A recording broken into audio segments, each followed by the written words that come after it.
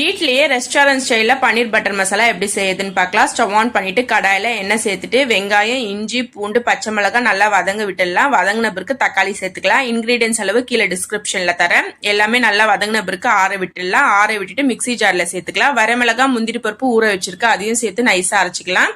Stove on பண்ணிட்டு கடாயில butter, எண்ணெய் ரெண்டுமே நான் சேர்த்துட்டு ஹீட் ஆன பிறகு ஓல் ஸ்பைசஸ் சேர்த்துக்கலாம். இப்ப கூடவே மிளகாய் தூள் சேர்த்துட்டு கலந்து விட்டுடலாம். அரைச்சி வச்ச விழுதை சேர்த்துடலாம். கூடவே கொஞ்சம் தண்ணி சேர்த்துக்கோங்க. மசாலா சேர்த்து ஒரு வாட்டி நல்லா கலந்து விடுங்க. கலந்து விட்டுட்டு ஒரு கொதி வரட்டும். தண்ணி வேணும்னா அட்ஜஸ்ட் பண்ணிக்கோங்க. கொதி வந்த பிறகு கட் பண்ணி வச்ச பன்னீரை சேர்த்துக்கலாம். பன்னீரை சேர்த்து நல்லா கலந்து விட்டுட்டு உப்பு செக் பண்ணிக்கோங்க.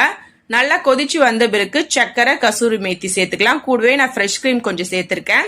எல்லாமே சேர்த்துட்டு ஸ்டவ்வை மீடியம் ஃப்ளேம்ல வச்சுடுங்க.